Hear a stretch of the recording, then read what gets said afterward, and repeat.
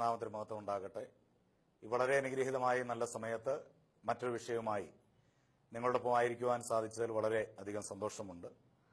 ഈ കഴിഞ്ഞ ദിവസം അടൂരുള്ള ബ്രദർ ടിജോ തോമസ് അദ്ദേഹത്തിന്റെ ചർച്ചിൽ നടന്ന ഒരു ശുശ്രൂഷയുടെ ചില ഭാഗങ്ങൾ സോഷ്യൽ മീഡിയയിലൂടെ പ്രചരിപ്പാനിടയായി തീർന്നു. അതിൽ അദ്ദേഹം പറയുന്ന ചില കാര്യങ്ങൾ ദൈവവചനത്തിൽ നിന്നും വളരെ വിദൂരതയിൽ ഉള്ളതായതിനാൽ ആ വിഷയത്തെ ദൈവവചനാടിസ്ഥാനത്തിൽ നിങ്ങളുമായി പങ്കുവെക്കുവാൻ ഞാൻ ആഗ്രഹിക്കുന്നു. തന്റെ ശുശ്രൂഷയെ സംശയത്തോടെ നോക്കിയ വ്യക്തികളെ അദ്ദേഹം ശപിക്കുകയും അവിടെ ഉണ്ടായിരുന്ന ഒരു വ്യക്തിയുടെ രോഗം അത് സംശയത്തോടെ തന്റെ ശുശ്രൂഷയെ കണ്ടവരുടെ മേൽ വരട്ടെ എന്ന് പറയുകയും തലമുറകൾ ചിതറിപ്പോകട്ടെ എന്ന് ശപിക്കുന്ന രീതിയിലുള്ള ഒരു മെസ്സേജ് നാം പലരും കേൾക്കുവാനിടയായി തീർന്നു. ഒരു കാറ്റ് ഒത്തിരി നോട്ടുകെട്ടുകൾ കയ്യിലെടുത്തോണ്ട് നിന്റെ വീടിന്റെ മുന്നിൽ റെഡിയായിരുന്നു. അടുത്ത വടിയും കൊണ്ട് വരുന്നു. അതിനു മുമ്പ് ഇതൊന്ന് കൈകാര്യം ചെയ്തോട്ട് അവിടെ ഒരു സ്റ്റെപ്പ് മുമ്പോട്ട് വെച്ച് ഒന്നുകൂടെ വെച്ച് ഒന്നുകൂടെ വെച്ച് 3 വർഷമായിട്ട് നിനക്ക് കുഞ്ഞുങ്ങളില്ല, പക്ഷെ കുഞ്ഞ് ഉണ്ടാകുന്നു. ഓൺലൈനിൽ ഞങ്ങളെ വിമർശനത്തിന് വേണ്ടി കാണുന്നവരുടെ തലമുറ ഈ മാതാപിതാക്കളുടെ റിലേഷനിൽ നിന്ന് ചെതറിക്കാൻ നോക്കിയത്, തല വെട്ടാൻ നോക്കിയത്, അങ്ങനെയുള്ള ചില കുടുംബങ്ങളുടെ മേൽ ഇപ്പൊ അവന്റെ തലമുറകൾ കൂട്ടമായി ചെതറട്ടെ. ഇത് കർത്താവിനല്ലാതെ ഇത് റീസെറ്റ് ചെയ്യാൻ പറ്റാത്ത വിധത്തിൽ ചെതറിക്കുന്നു. ഓലം ശരമണ്ഡല വന്ദന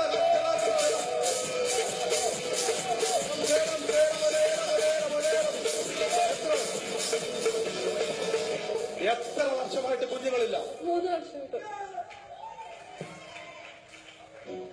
നിങ്ങൾക്ക് ഇവിടെ കുഞ്ഞിനെ തരുമ്പോ അപ്പുറത്തെ സൈഡിൽ കിട്ടിയതിന് നഷ്ടമാകുന്ന യേശുവിനെ കളയരുത്. യേശുവിനെ മാത്രമല്ല, യേശുവിന്റെ ദാസന്മാരെയും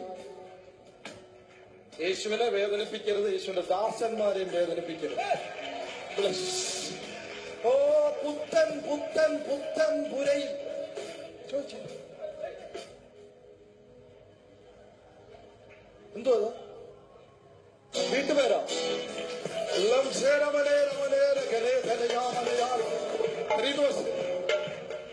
ഞങ്ങള് രണ്ടും കൽപ്പിച്ചിറങ്ങിയപ്പോഴാണ് പുള്ളിയോടിപ്പോ എന്തോ കർത്താവ് ഇടപെട്ടു. അതുകൂടെ ഒന്ന് കേൾക്കണം.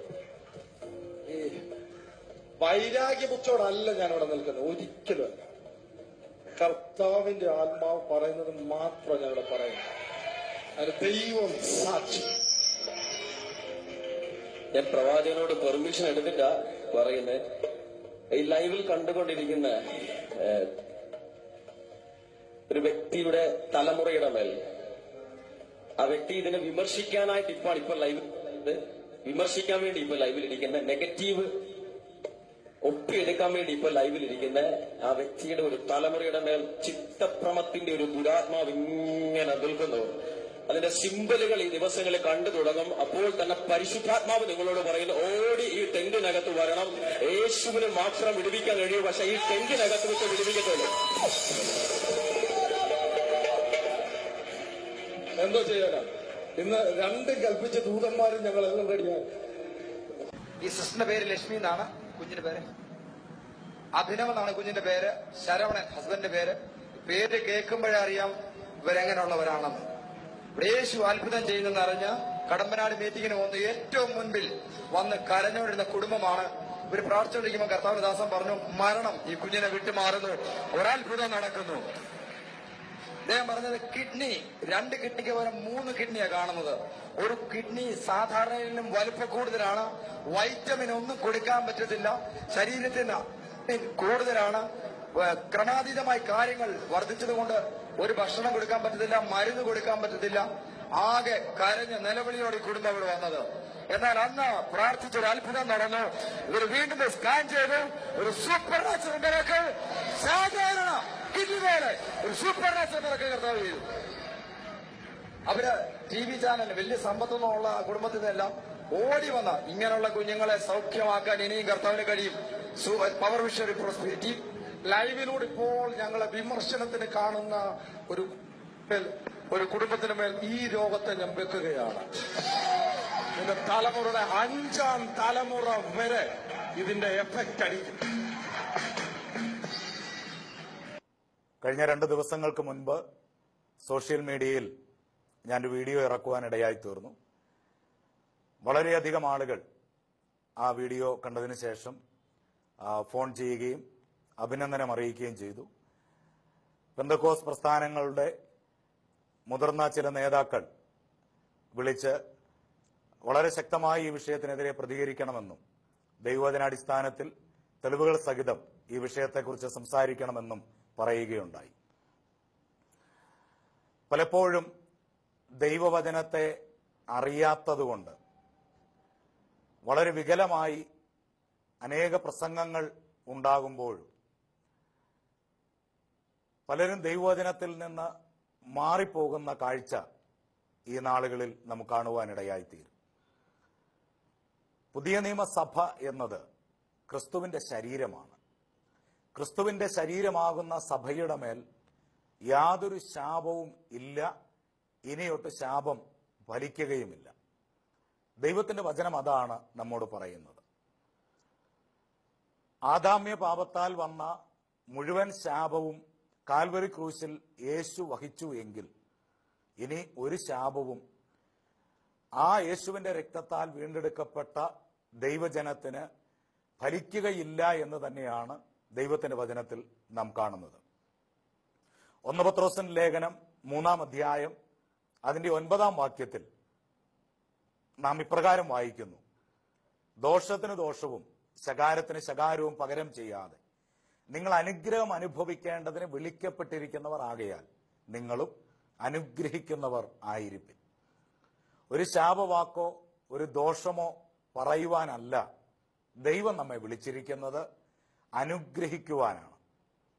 മത്തായിയുടെ സുവിശേഷം 5-ാം അധ്യായത്തിലേക്ക് വരുമ്പോൾ അതിന്റെ 44-ാം വാക്യത്തിൽ യേശു കർത്താവ് ഇങ്ങനെ പഠിപ്പിച്ചു: നിങ്ങളുടെ ശത്രുക്കളെ നിങ്ങൾ സ്നേഹിപ്പിൻ, നിങ്ങൾ ഉപദ്രവിക്കുന്നവർക്ക് വേണ്ടി നിങ്ങൾ പ്രാർത്ഥിപ്പിൻ.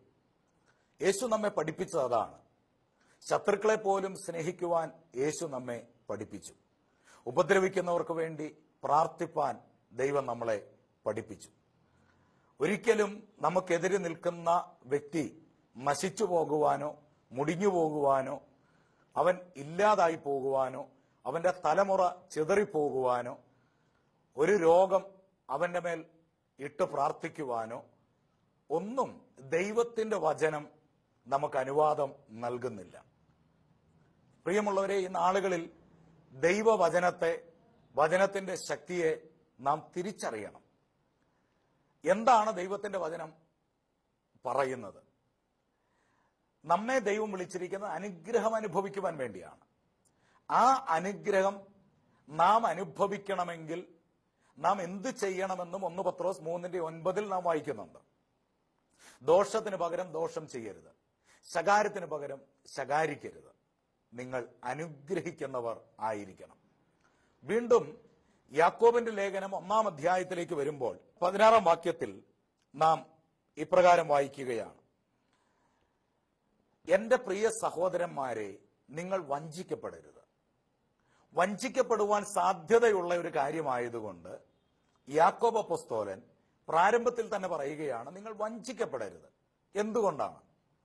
എല്ലാ നല്ല ദാനവും തികഞ്ഞ വരമൊക്കെയും ഉയരങ്ങളിൽ നിന്ന് വെളിച്ചങ്ങളുടെ പിതാവിങ്കിൽ നിന്ന് ഇറങ്ങി വരുന്നു. ദൈവത്തിൽ നിന്ന് വരുന്നത് എന്താണ് എന്ന് യാക്കോബ് അപ്പോസ്തലൻ അവിടെ വളരെ വ്യക്തമായിട്ട് പറയുകയാണ്. നല്ല ദാനങ്ങളാണ് ദൈവത്തിൽ നിന്ന് വരുന്നത്, തികഞ്ഞ വരമാണ് ദൈവത്തിൽ നിന്ന് വരുന്നത്. അല്ലാതെ ദൈവത്തിൽ നിന്ന് ശാപമോ അല്ലെങ്കിൽ ചിതർപ്പിച്ച് കളയുന്ന അനുഭവങ്ങളോ ഒന്നും ദൈവത്തിങ്കൽ നിന്ന് വരുന്നതല്ല. അവനിൽ നിന്ന് വരുന്നതെല്ലാം നല്ല ദാനങ്ങളാണ്.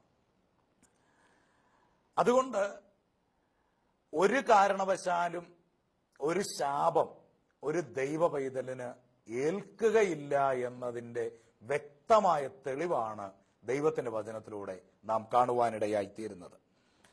വീണ്ടും യാക്കോബിന്റെ ലേഖനം 3-ാം അധ്യായം അതിന്റെ 8 മുതൽ 12 വരെയുള്ള വാക്യം നാം വായിക്കുമ്പോൾ അവിടെ വളരെ വ്യക്തമായിട്ട് തന്നെ ദൈവത്തിന്റെ വചനം നാം വായിക്കുന്നുണ്ട്. നാവിനെ കുറിച്ച് വളരെ വ്യക്തമായിട്ട് പറയുന്നു, അത് അടങ്ങാത്ത ദോഷം, മരണകരമായ വിഷം നിറഞ്ഞത്.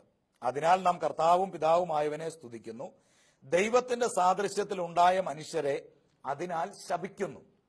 ദൈവത്തെ സ്തുതിക്കുവാനും ദൈവ സാദൃശ്യത്തിൽ ഉണ്ടാക്കപ്പെട്ട മനുഷ്യനെ ശപിക്കുവാനും നമ്മുടെ നാവ് നാം ഉപയോഗിക്കരുത്. ദൈവത്തെ സ്തുതിക്കുന്ന അതേ നാവ് കൊണ്ട് ഒരു കാരണവശാലും ദൈവസാദൃശ്യത്തിൽ സൃഷ്ടിക്കപ്പെട്ട മനുഷ്യനെ നാം ശപിക്കരുത് എന്ന് ദൈവത്തിന്റെ വചനം വളരെ വ്യക്തമായി നമ്മോട് വിളിച്ചു പറയും. വീണ്ടും താഴേക്ക് വായിക്കുമ്പോൾ ഒരു വായിൽ നിന്ന് തന്നെ സ്തോത്രവും ശാപവും പുറപ്പെടുന്നു. സഹോദരന്മാരെ, ഇങ്ങനെ ആയിരിക്കുന്നത് യോഗ്യമല്ല.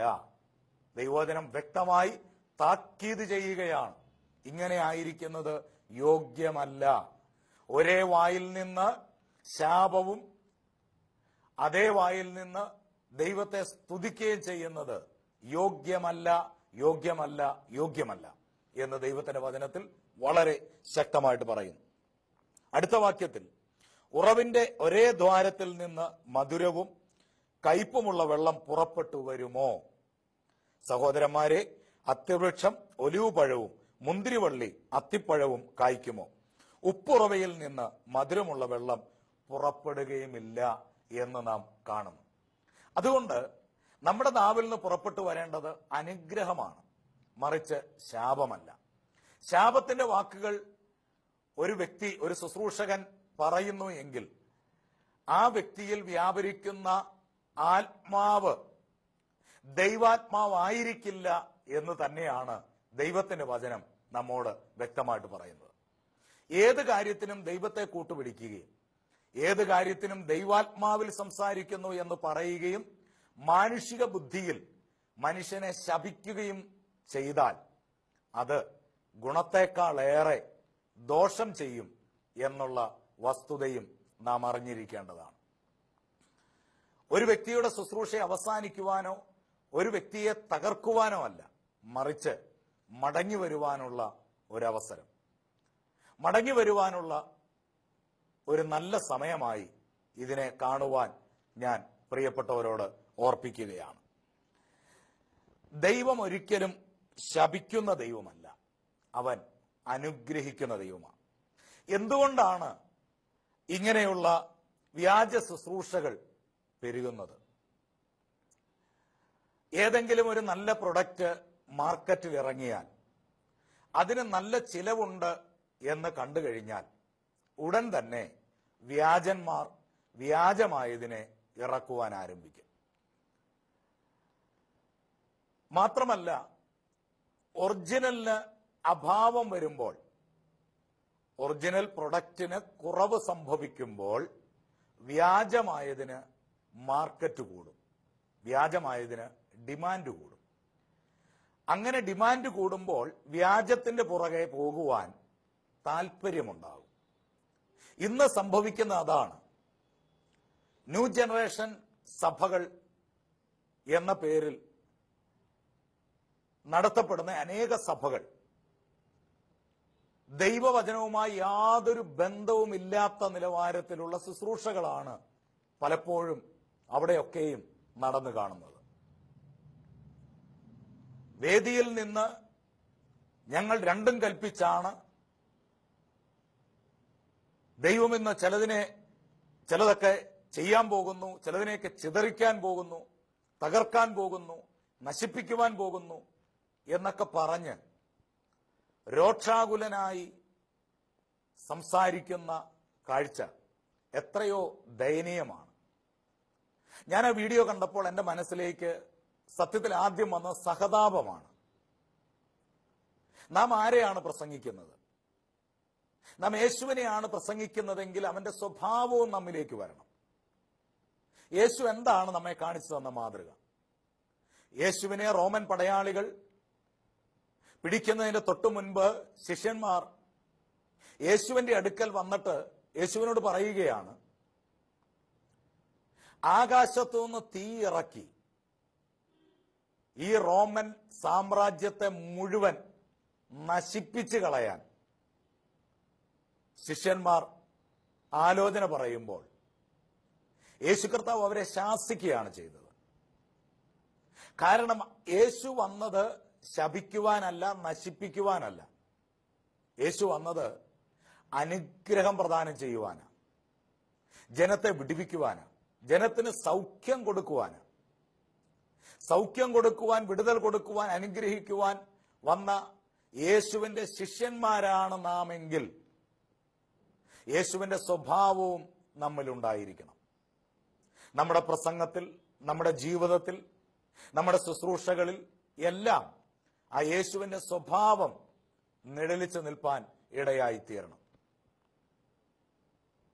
ചാട്ടവാറുകൾ കൊണ്ട് യേശുവിന്റെ മുതുക് റോമൻ പടയാളികൾ വലിച്ചു കീറി. അവന്റെ തലയിൽ മുൾക്കിരീടം വെച്ച് ആഞ്ഞടിച്ചു. അവന്റെ താടിരോമങ്ങൾ വലിച്ചു പറിച്ചെടുത്തു. അവന്റെ മുഖത്ത് കാർക്കിച്ചു തുപ്പി. അവനെ പരിഹസിച്ചു. ഭാരമേറിയ പച്ചമര കുരിശും അവന്റെ തോളിൽ വെച്ചുകൊടുത്ത് യേശു നടന്നു നീങ്ങുമ്പോൾ യേശുവിന്റെ പ്രാർത്ഥന ഇപ്രകാരമായിരുന്നു: പിതാവേ, ഇവർ ചെയ്യുന്നത് ഇന്നതെന്ന് ഇവരറിയായകൊണ്ട് ഇവരോട് ക്ഷമിക്കണമേ. യേശു നമ്മെ പഠിപ്പിച്ചതാണ്. യേശുവിന്റെ ഭാവം അതാണ്. യേശുവിന്റെ മനോഭാവം അതാണ്. അല്ലാതെ ആരെങ്കിലും ഒരാൾ എതിര് നിന്നാൽ അവനെ ശപിച്ച് മുടിച്ചു കളയുന്ന ഒരു ശുശ്രൂഷയല്ല ദൈവം നമ്മെ ഏൽപ്പിച്ചിരിക്കുന്ന ശുശ്രൂഷ എന്ന് നാം അറിയാതെ പോകരുത്. അതുകൊണ്ട് എന്നെ കാണുന്ന പ്രിയമുള്ള ദൈവജനത്തോട് എനിക്ക് സ്നേഹത്തോടെ ഞാൻ ഓർപ്പിക്കട്ടെ, ആഭിചാരം യാക്കോബിന് ഫലിക്കയില്ല. ദൈവജനത്തിന്, ദൈവസഭയ്ക്ക് ഒരിക്കലും ഒരു ശാപവും ഫലിക്കുകയില്ല. ആരൊക്കെ ശപിച്ചാലും, ആരൊക്കെ നിനക്കെതിരെ നിന്നാലും ഒന്നും നിനക്ക് സംഭവിക്കുവാൻ പോകുന്നില്ല. കാരണം സർവശക്തനായ ദൈവത്തിന്റെ കൂടെയാണ് നമ്മുടെ വാസം. ദൈവത്തോടൊപ്പമാണ് നാം യാത്ര ചെയ്യുന്നത്. അങ്ങനെയെങ്കിൽ ഏത് ശക്തിക്ക് നമ്മെ തൊടുവാൻ കഴിയും? ഏത് ശക്തിക്ക് നമ്മെ പരാജയപ്പെടുത്തുവാൻ കഴിയും? അതുകൊണ്ട് പ്രിയരെ, ഇങ്ങനെയുള്ള ശുശ്രൂഷകളിൽ നിങ്ങൾ മാറി നിൽക്കുക. ജനത്തെ വ്യാജം പഠിപ്പിച്ച് വ്യാജത്തിലേക്ക് നയിച്ചുകൊണ്ടിരിക്കുന്ന, ദൈവാത്മാവെന്ന പേരിൽ വ്യാജം സംസാരിക്കുന്ന ഇങ്ങനെയുള്ള ശുശ്രൂഷകളിൽ നിന്ന് ഒഴിഞ്ഞു നിൽക്കുവാൻ ദൈവം നിങ്ങളെ സഹായിക്കട്ടെ.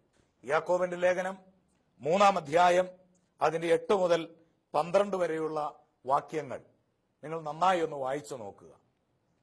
അവിടെ വളരെ വ്യക്തമായിട്ട് തന്നെയാണ് ദൈവത്തിന്റെ വചനം നമ്മെ പഠിപ്പിക്കുന്നത്.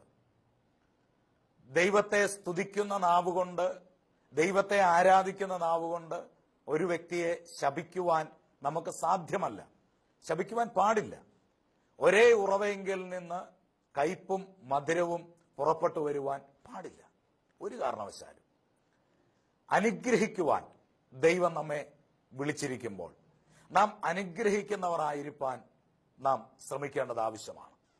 എത്ര നിന്ദിച്ചാലും പരിഹസിച്ചാലും ദുഷിച്ചാലും നാം മറ്റുള്ളവരെ അനുഗ്രഹിപ്പാൻ തയ്യാറാകട്ടെ.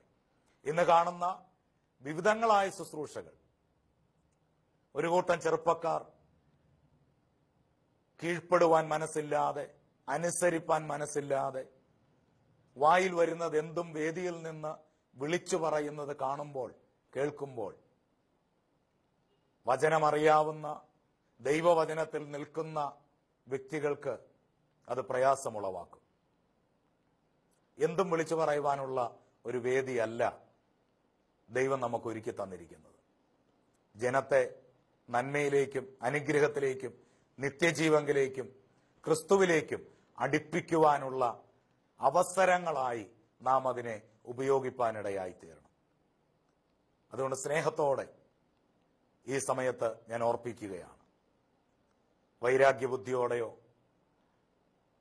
ശാപത്തിന്റെ വാക്കുകളാലോ നമ്മുടെ ശുശ്രൂഷകളിൽ നാം സമയം ചെലവഴിക്കാതെ, നമ്മുടെ ശുശ്രൂഷകൾ വെറുതെയാക്കി കളയാതെ, അനേകർക്ക് വിടുതലാകുന്ന, അനേകർക്ക് ആശ്വാസമാകുന്ന, അനേകർക്ക് സൗഖ്യം പ്രദാനം ചെയ്യുന്ന ശുശ്രൂഷകളായി നമ്മുടെ ശുശ്രൂഷകൾ മാറുവാനിടയായിത്തീരണം. നമ്മുടെ ശുശ്രൂഷയ്ക്ക് ആക്ഷേപം വരാതിരിപ്പാൻ പരിശുദ്ധാത്മശക്തിയിൽ നാം ആശ്രയിക്കുക, ദൈവത്തിൽ നാം ആശ്രയിക്കുക, ദൈവത്തിന്റെ വചനം പഠിക്കുക.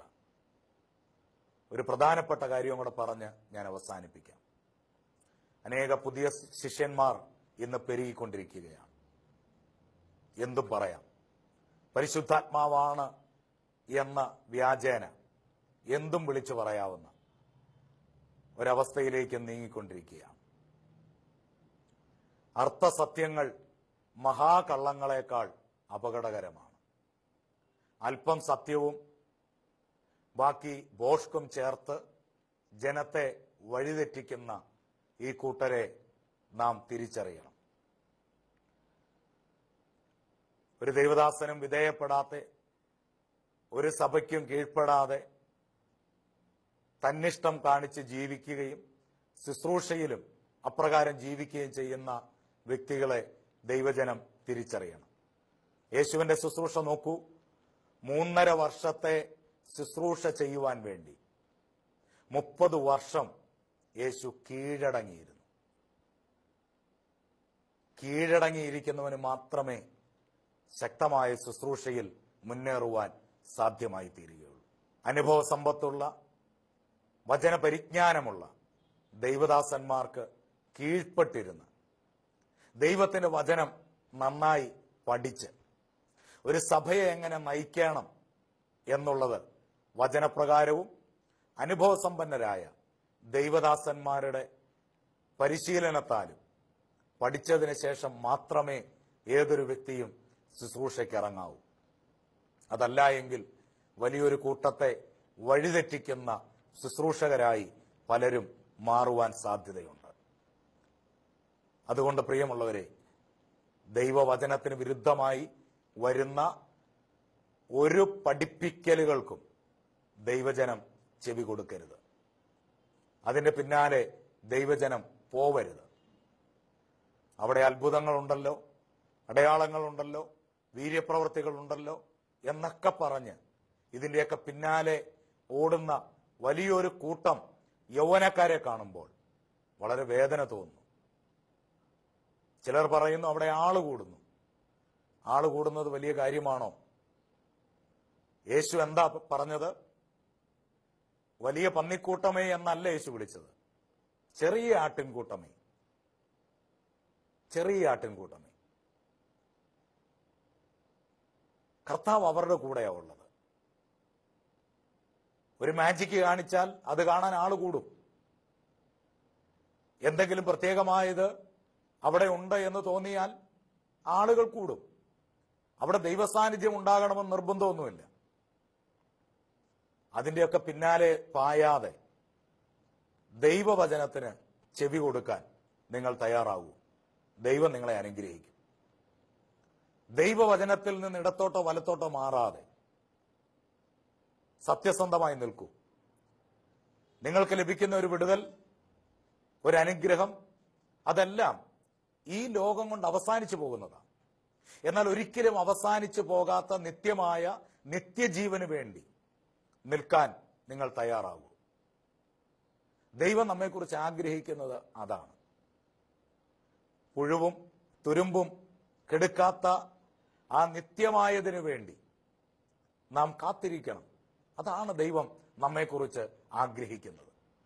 യേശു പറഞ്ഞില്ലേ, നിന്റെ നിക്ഷേപമുള്ളിടത്ത് നിന്റെ ഹൃദയം ഇരിക്കും. നമ്മുടെ നിക്ഷേപം സ്വർഗത്തിലായിരിക്കട്ടെ, ഉയരത്തിലായിരിക്കട്ടെ. നമ്മുടെ നിക്ഷേപം ഉയരത്തിലാണെങ്കിൽ നിശ്ചയമായും ഈ ലോകത്തിലെ നിസ്സാരമായ ചില അനുഗ്രഹങ്ങളുടെ പിന്നാലെയോ ചില നന്മകളുടെ പിന്നാലെയോ നാം ഒരിക്കലും ഓടുകയില്ല. നമ്മുടെ ലക്ഷ്യം പൂർണ്ണമായും നിത്യതയായിരിക്കട്ടെ. ഞാൻ പറഞ്ഞതിന്റെ അർത്ഥം സൗഖ്യമോ അനുഗ്രഹമോ ഒന്നും ദൈവം തരികയില്ല എന്നുള്ളതല്ല. അതൊക്കെ ലഭ്യമാണ്. എന്നാൽ അതിനേക്കാളെല്ലാം ഉപരിയായി നിത്യതയെ ലക്ഷ്യമാക്കി ഓടുവാനിടയാകട്ടെ. ഒരു ചെറിയ എക്സാമ്പിൾ പറഞ്ഞാൽ, മാരത്തൺ ഓട്ടത്തിന് അനേകർ ഓടും. എന്നാൽ അനേക മണിക്കൂറുകൾ നീണ്ടു നിൽക്കുന്ന ഓട്ടമായതിനാൽ അവർ വീണുപോകാതിരിക്കാൻ അല്പം ഗ്ലൂക്കോസും വെള്ളവും ഒക്കെ തങ്ങളുടെ സ്നേഹിതരും ബന്ധുക്കളും ഒക്കെ വഴിയരികിൽ നിന്ന് അവർക്ക് കൊടുക്കും, അവർ വീണുപോകാതിരിക്കാൻ. അവർ അത് കുടിച്ച് വീണ്ടും ഓട്ടം തുടരും. ഈ മാരത്തൺ ഓട്ടത്തിന് ഓടിയ ഒരുവനെ വിളിച്ചിട്ട് ചോദിക്കുക, എന്തിനാണ് നിങ്ങൾ മാരത്തൺ ഓട്ടം ഓടുന്നത് എന്ന് ചോദിക്കുമ്പോൾ അവൻ പറയുക, ഞാൻ ഗ്ലൂക്കോസും വെള്ളവും കുടിക്കാനാണ് ഓടുന്നത് എന്ന് പറഞ്ഞാൽ എത്ര ദയനീയമാണ്. നമ്മുടെ ലക്ഷ്യം അല്പമായ ചെറിയ വിടുതലുകളല്ല, അല്പാൽപമായ അനുഗ്രഹമല്ല, മറിച്ച് നിത്യമായതും നിലനിൽക്കുന്നതുമായ ആ നിത്യതയാണ്. അതുകൊണ്ട് എന്നെ കാണുന്ന പ്രിയമുള്ളവരുടെ സ്നേഹത്തോടെ ഞാൻ ഓർപ്പിക്കട്ടെ, ഒരു ശാപവും നിങ്ങൾക്ക് ഫലിക്കുകയില്ല, ഒരു ദോഷവും നിങ്ങൾക്ക് വരികയില്ല. കാരണം നമ്മുടെ ശാപം മുഴുവനും കാൽവറി ക്രൂശിൽ യേശു വഹിച്ചു. അതവിടെ അവസാനിച്ചു. ഇനി ഒരു വ്യക്തിക്കും നിങ്ങളെ ശപിക്കുവാൻ കഴിയുകയില്ല, ഒരു വ്യക്തിക്കും നിങ്ങളുടെ മേൽ രോഗമിടുവാൻ കഴിയുകയില്ല. ആകയാൽ ധൈര്യത്തോടിരിക്കുക, സ്നേഹത്തോടെ സ്നേഹത്തോടെ സ്നേഹത്തോടെ. ഈ കാലഘട്ടത്തിലെ ന്യൂ ജനറേഷൻ ശുശ്രൂഷകരോട് ആത്മാർത്ഥതയോടെ ഞാൻ ഓർപ്പിക്കട്ടെ, ദൈവവചനത്തിലില്ലാത്ത ഉപദേശങ്ങൾ ദയവ് ചെയ്ത് ദൈവവചനവുമായി കൂട്ടിക്കുഴയ്ക്കരുത്. അർത്ഥസത്യങ്ങൾ മഹാകള്ളങ്ങളെക്കാൾ അപകടകരമാണ്. സത്യവചനത്തിന് വേണ്ടി നിൽക്കാം, സത്യസന്ധമായി ജീവിക്കാം, സത്യസന്ധമായി ശുശ്രൂഷ ചെയ്യാം. അതിനായി ദൈവം നമ്മെ